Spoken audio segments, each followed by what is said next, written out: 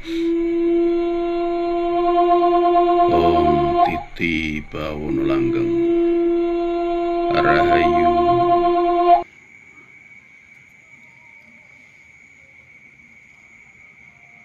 Duh panutan ingsun ingkang paring gesang, ingkang nguasani gumlaring jagat, Gusti Agung kang murping dumadi Sang Guru Jagat kang murasi.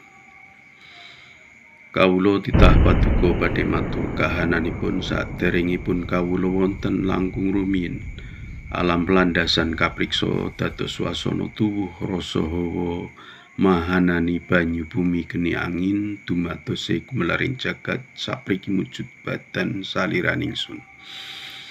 Ingsun senajan umpami sampun dados walang-walang kantun kuku wulu rambut untu balung kulit rasa, nanging menawi ingsun tesik sangga alam pelandasan swasana rasa banyu bumi geni angin gumlaring jagat, ingsun saged pulih asal kados wingi waune malih, ketambah bayu linangkung kang waspada mumpuni sagunge dumadining alam donya kang sampurna.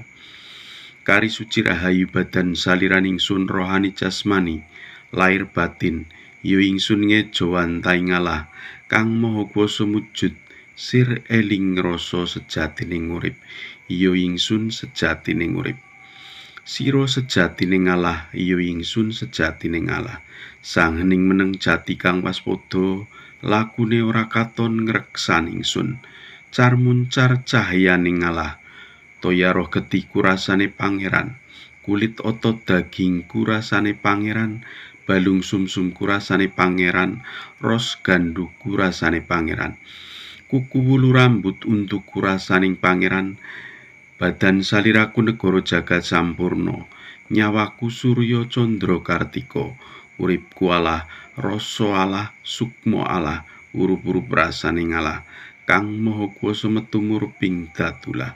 Allah mosik sajroning ati Allah mubah sajrone rasaning ingsun. Wujude Allah ya wujude urip saliraku urip langgeng tan kena ing pati, tanpa sasake kabeh praja, upas penyakit, racun sesuker reget apa wae kalising sampikala.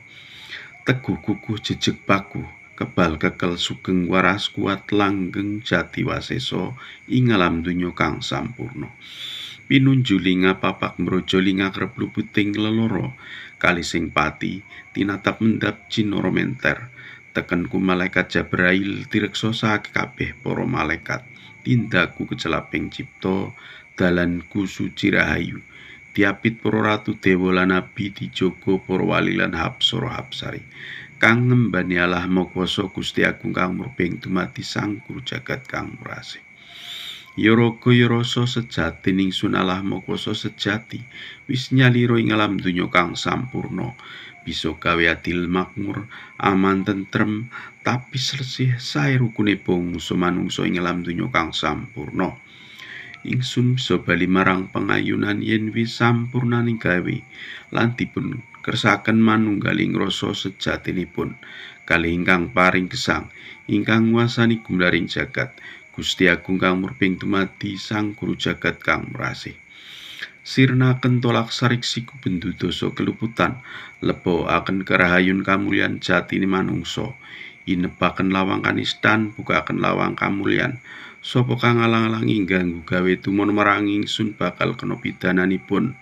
Allah Maha Kuwasa Gusti Agung kang murping dumadi Sang Guru Jagat kang murasi. Nuwun rahayu.